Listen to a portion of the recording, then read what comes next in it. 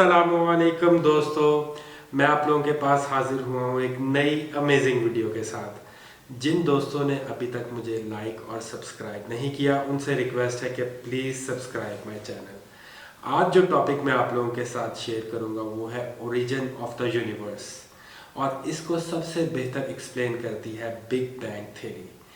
इस थ्योरी के मुताबिक यूनिवर्स स्टार्ट हुई एक्सट्रीमली हॉट और डेंस स्टेट में तकरीबन 13.8 बिलियन ईयर्स पहले, और इस वक्त मैटर और एनर्जी जो है यूनिवर्स में कॉन्सेंट्रेटेड थी बहुत ही छोटे और डेंस पॉइंट में, जिसे हम सिंगुलैरिटी बोलते हैं। और यही सिंगुलैरिटी बाद में रैपिडली एक्सपैंड हुई, एक्सप्लोड हुई और आजकल की विजिबल यूनिवर्स की शक्ल इख्तियार कर गई। दोस्तों, बिग बैंग कोई एक्सप्लोजन नहीं था स्पेस में, बल्कि वो स्पेस का इटसेल्फ एक रैपिड एक्सपेंशन था, जिसमें माइक्रो मोमेंट्स में एनर्जी और मैटर जो है क्रिएट हुए, और कॉस्मिक ड्रामा जो हम विटनेस करते हैं उसका स्टेज सेट हुआ। दोस्तों, बिग बैंग कैसे रोनमा हुआ, किसने रोनमा किया, इसका जवाब अभी तक साइंटिस्ट के पास मौजूद नहीं है, और हम इस वीडियो में डिस्कस करेंगे एक नॉर्मल व्यूअर के लिए कि ये कायनात कैसे मौरज़ वजूद में आई। दोस्तों, इसके बाद एक और क्वेश्चन जो हमारे जहन में आता है कि टोटल एनर्जी और मैटर अचानक से वजूद में कैसे आ गए। तो इसका आंसर ये है कि कुछ भी ज़ीरो से वजूद में नहीं आया, बल्कि पॉजिटिव और नेगेटिव एनर्जीज़ की सूरत में इसी यूनिवर्स में मौजूद है। साइंटिस्ट के मुताबिक कि टोटल एनर्जी इस यूनिवर्स की ज़ीरो है, और amount of energy in the particles and radiation जो है वो प्रिवेड कर रही है इस पूरी यूनिवर्स में, और इसकी नेगेटिव जो है वो ग्रेविटेशनल अट्रैक्शन है पार्टिकल्स के बीच में जो एग्जिस्ट करती है। स्टीफन हॉकिंग जो कि एक बहुत ही मशहूर साइंटिस्ट रहे हैं और रिसेंट दौर में उनकी डेथ हुई है, उनके मुताबिक हम जब दो ऑब्जेक्ट्स को पुल करें, उन्हें खींचें, तो एक पॉजिटिव एनर्जी हम यूज़ करते हैं, और उनको आपस में जोड़े रखने के लिए एक ग्रेविटेशनल एनर्जी मौजूद होती है जिसको हम नेगेटिव एनर्जी कहते हैं। और इसको सिंपल अल्फाज में स्टीफन हॉकिंग ने समझाने की कोशिश की है कि लेट से एक प्लेन ग्राउंड है जिसमें हमने कुछ मिट्टी खोदी और साइड पर मिट्टी इकट्ठी कर दी, तो हमें जो विजिबल नज़र आ रहा है वो ये है कि एक पॉजिटिव जो हमें एनर्जी नज़र आ रही है वो कुछ मिट्टी पड़ी हुई है, लेकिन हमें ये नहीं मौजूद कि उस पॉजिटिव एनर्जी जो कि मिट्टी पड़ी है उसकी एक निगेशन भी मौजूद है जो हमने ज़मीन में खुदाई की है। जो दोनों ऐड हों तो वो ज़ीरो हो जाएगी। इसी तरह हमारी यूनिवर्स की भी एग्जांपल है कि जो मैटर और एनर्जीज़ हमें नज़र आ रहे हैं, इसकी इसी तरह नेगेटिव एनर्जीज़ निगेशन यूनिवर्स में ही मौजूद है, जो टोटल एड अप होकर दोबारा ज़ीरो ही बन जाएंगी। और यूनिवर्स के ओरिजिन के बिल्कुल इनिशियल मोमेंट्स में क्या वाक़यात रोनुमा हुए उसको डिस्कस करते हैं।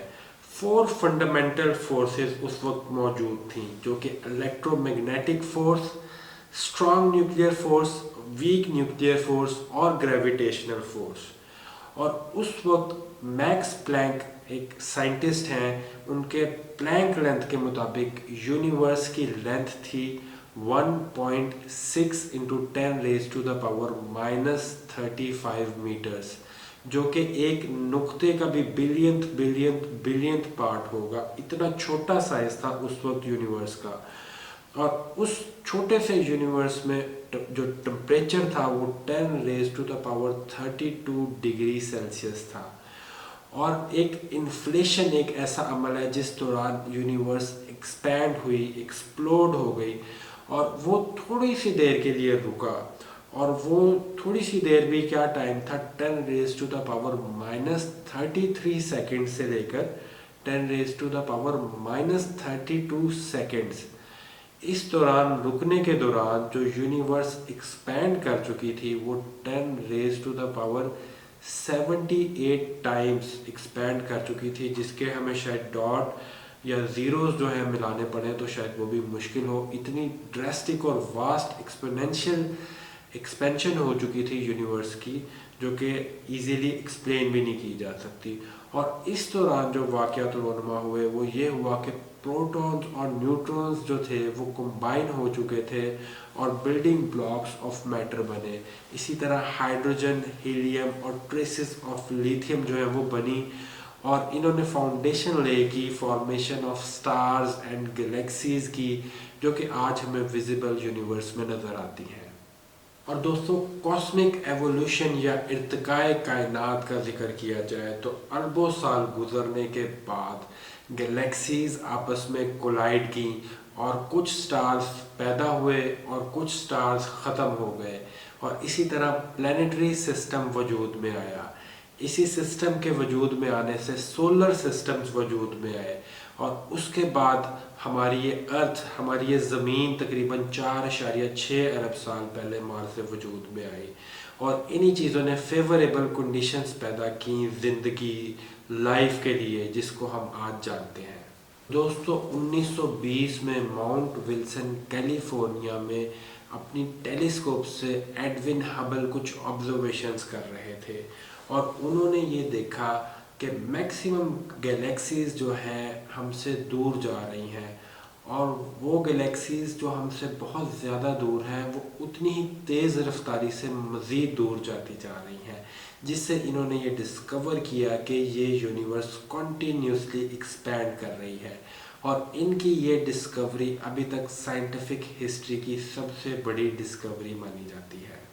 स्टीफन हॉकिंग की book a brief history of time में उन्होंने कुछ बहुत ही इंटरेस्टिंग टॉपिक्स का जिक्र किया है, जिनमें ब्लैक होल्स, वार्म होल्स और टाइम ट्रैवल का जिक्र किया गया है। दोस्तों, ब्लैक होल्स कैसे वजूद में आए? कुछ ऐसे स्टार्स जो कि हमारे सन से भी 25 गुना बड़े थे, वो जब कोलैप्स किए, उनकी एनर्जी सारी वेस्ट हुई, ख़त्म हो गई, तो वो ब्लैक होल्स की शक्ल इख्तियार कर गए। और ब्लैक होल्स एक ऐसी बॉडी है जो किसी भी चीज़ को एंटर तो होने देती है पर इमिट नहीं होने देती। तो साइंटिस्ट का ये मानना था कि इसकी इस प्रॉपर्टी की वजह से शायद ब्लैक होल्स हमेशा के लिए एग्जिस्ट कर रहे हैं।